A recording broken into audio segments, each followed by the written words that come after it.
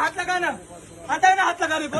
ECG recording है कि तू पहले हाथ लगा, उसका टेम्परेचर चेक कर बॉडी का, आप समझ में नहीं। टेम्परेचर चेक कर बॉडी का। दोस्तों, डॉक्टर और एक मरीज का रिश्ता काफी खास होता है, क्योंकि जब कोई व्यक्ति बीमार होता है तो डॉक्टर उसे काफी अच्छे से ट्रीट करता है, उसकी बीमारियों को बताता है और उसे ये भी बताता है कि वो जल्द ही ठीक हो जाएगा ताकि वो डिप्रेस ना हो। लेकिन आज हम आपको कुछ ऐसे डॉक्टर्स और हॉस्पिटल्स के बारे में बताने वाले हैं कि जिसे जानने के बाद आप डॉक्टर और हॉस्पिटल के बीच की कई सारी ऐसी चीजों को समझ पाएंगे जिसे आप आज से पहले नहीं जानते होंगे, और ये हम यकीन के साथ कह सकते हैं। तो चलिए, आज हम आपको डॉक्टर, हॉस्पिटल और मरीज के बीच की कुछ अनसुनी बातें बताएंगे जो यकीनन आपके बेहद काम की हैं।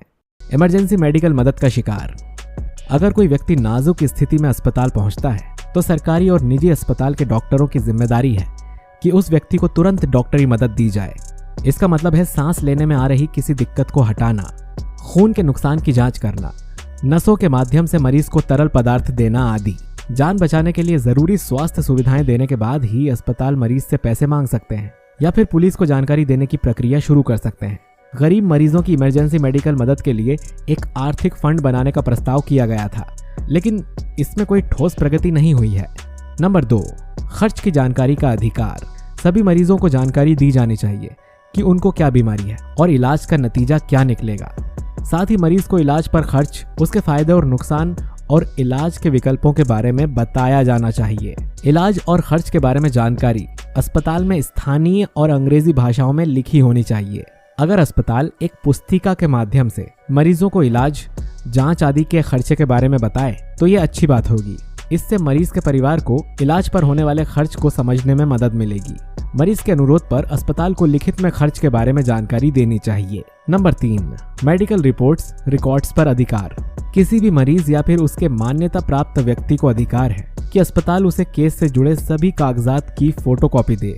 ये फोटोकॉपी अस्पताल में भर्ती होने के 24 घंटे के भीतर और डिस्चार्ज होने के 72 घंटे के भीतर ही दी जानी चाहिए। कोई भी अस्पताल मरीज को उसके मेडिकल रिकॉर्ड या रिपोर्ट देने से मना नहीं कर सकता। इन रिकॉर्ड्स को डायग्नोस्टिक टेस्ट, डॉक्टर या विशेषज्ञ की राय, अस्पताल में भर्ती होने का कारण आदि शामिल हैं। डिस्चार्ज के समय मरीज को एक डिस्चार्ज कार्ड दिया जाना चाहिए जिसमें भर्ती के समय मरीज की स्थिति, लैब टेस्ट के नतीजे, अस्पताल में भर्ती के दौरान इलाज, डिस्चार्ज के बाद इलाज, क्या कोई दवा लेनी है या नहीं, क्या सावधानियां बरतनी है, क्या जांच के लिए वापस डॉक्टर के पास जाना है, इन सब बातों का जिक्र होना चाहिए। नंबर 4, दूसरी राय लेने का अधिकार। अगर आप किसी डॉक्टर के तरीके से खुश नहीं हैं, तो आप किसी दूसरे डॉक्टर की सलाह ले सकते हैं। ऐसे में ये अस्पताल को सभी मेडिकल और डायग्नोस्टिक रिपोर्ट मरीज को उपलब्ध करवानी चाहिए। किसी दूसरे डॉक्टर की सलाह उस वक्त महत्वपूर्ण हो जाती है जब बीमारी से जान को खतरा हो या फिर डॉक्टर जिस लाइन पर इलाज सोच रहा है उस पर सवाल हो। नंबर 5, इलाज की गोपनीयता का अधिकार।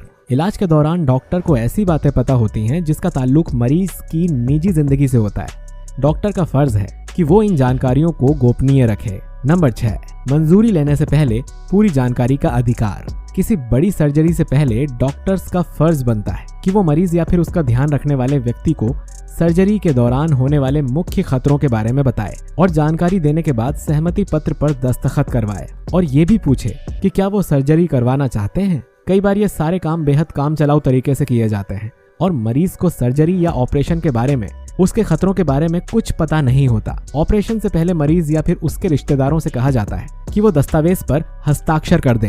नंबर 7, मेडिकल स्टोर या डायग्नोस्टिक सेंटर चुनने का अधिकार। कई लोगों की यह आम शिकायत है कि जब किसी अस्पताल में डॉक्टर उन्हें दवा का पर्चा देता है तो कहता है कि वो अस्पताल की ही दुकान से दवा खरीदें या फिर अस्पताल में ही डायग्नोस्टिक टेस्ट करवाएं। अस्पताल ऐसा नहीं कर सकते क्योंकि ये उपभोक्ता के अधिकारों का हनन है। उपभोक्ता को आजादी है कि वो टेस्ट जहां से चाहे वहां से करवाए। मेडिकल काउंसिलिंग ऑफ इंडिया की नीति के मुताबिक जहां तक संभव हो डॉक्टर को दवाई का वैज्ञानिक जेनरिक नाम का इस्तेमाल करना चाहिए, न कि किसी कंपनी का ब्रांड नेम। नंबर 8, अस्पताल से डिस्चार्ज का अधिकार। कई बार देखा गया है कि अगर अस्पताल का पूरा बिल न अदा किया गया हो तो मरीज को अस्पताल छोड़ने नहीं दिया जाता है। बॉम्बे हाई कोर्ट ने इसे गैर कानूनी कारावास बताया है। कभी कभी अस्पताल बिल पूरा नहीं दे पाने की सूरत में लाश तक नहीं ले जाने देते।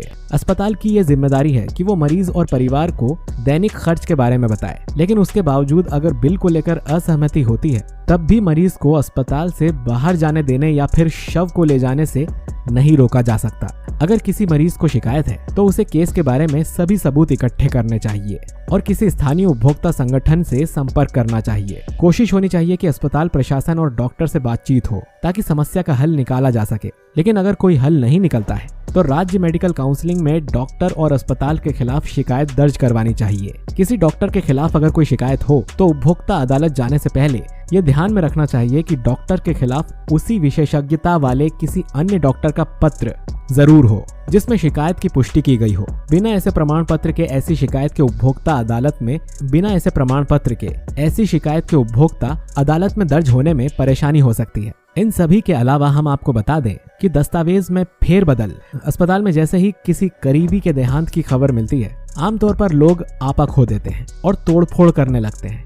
हुड़दंग में अस्पताल के वो सारे डॉक्यूमेंट्स नष्ट करने का मौका मिल जाता है जिनसे हॉस्पिटल और डॉक्टर की गलती पकड़ी जा सकती थी। कोर्ट के अनुसार रोजाना की फाइल नोटिंग से पता चलता है कि कौन सी बीमारी थी और क्या इलाज किया गया। इसे ट्रीटमेंट हिस्ट्री कहते हैं। अस्पताल का दस्तावेज मानकर इसे मरीज को नहीं दिया जाता। मरीज को डिस्चार्ज समरी दी जाती है। मामला अदालत में आने पर अदालत केस हिस्ट्री हॉस्पिटल से मांगती है।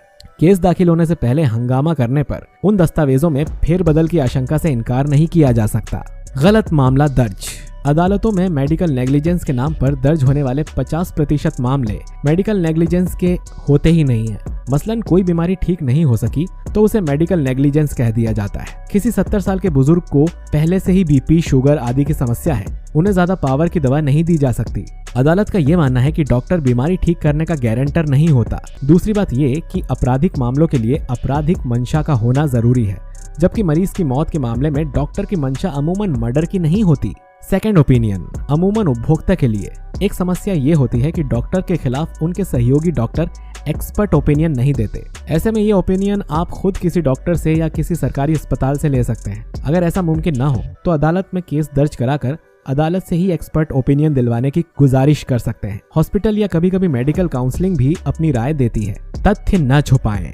मरीज का तथ्य छुपाना सबसे घातक होता है। ऐसे ही एक मामले में कॉस्मेटिक सर्जरी के लिए आई एक महिला ने डॉक्टर से ये छुपाया कि उसे ब्रेस्ट कैंसर है और उसकी ब्रेस्ट की सर्जरी हो चुकी है। कुछ ही दिनों बाद महिला को ब्रेस्ट में भयानक दर्द होने लगा, जिसका कारण ये था कि डेड हो चुकी टिश्यूज के लिए कॉस्मेटिक सर्जरी से पहले अलग तरह का ट्रीटमेंट देना जरूरी था, जो तथ्य छुपाने के कारण नहीं दिया जा सका। ऐसे में फैसला महिला के पक्ष में नहीं हो सका। जब मरीज के किसी अंग को डॉक्टर की लापरवाही से नुकसान हो जाए, जब गलत इलाज कर दिया जाए और बीमारी ठीक होने के बजाय और डॉक्टर या दवा बदलने पर मरीज ठीक हो जाए, जरूरी चीजों की समुचित व्यवस्था न होना, ऑपरेशन करते समय लाइट चली गई, जनरेटर का इंतजाम नहीं था, समय पर नर्स उपलब्ध नहीं थी, ऑक्सीजन का इंतजाम नहीं था आदि। कुछ मामले सेवा में कमी के होते हैं, जैसे कि मरीज को हॉस्पिटल की रसीद, डिस्चार्ज समरी या इलाज का रिकॉर्ड देने से इनकार कर देना। बीमारी से संबंधित लिटरेचर की मदद लें, जिससे ये पता चल सके कि लक्षण क्या थे और इलाज क्या किया गया। कई बार कई बीमारियों में एक जैसे लक्षण दिखते हैं।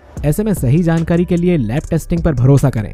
एक्सरे, लैब टेस्टिंग और किए गए इलाज का मिलान करें और जानें कि इलाज ठीक था या नहीं। वैसे दोस्तों, उम्मीद करते हैं कि आपको ये सारी जानकारी अच्छी लगी होगी। क्या आपने ये सभी बातें पहले कभी सुनी है या आपको जानकारी है, या फिर इसके अलावा भी अगर आप कुछ जानना चाहते हैं तो कमेंट करके जरूर बताइए, ताकि हम आपके लिए कुछ ऐसे ही इन्फॉर्मेटिव वीडियोस लेकर आते रहें। चलिए दोस्तों, मिलते हैं आपसे अगले वीडियो में। तब तक रखिए अपना और अपनों का ख्याल। शुक्रिया।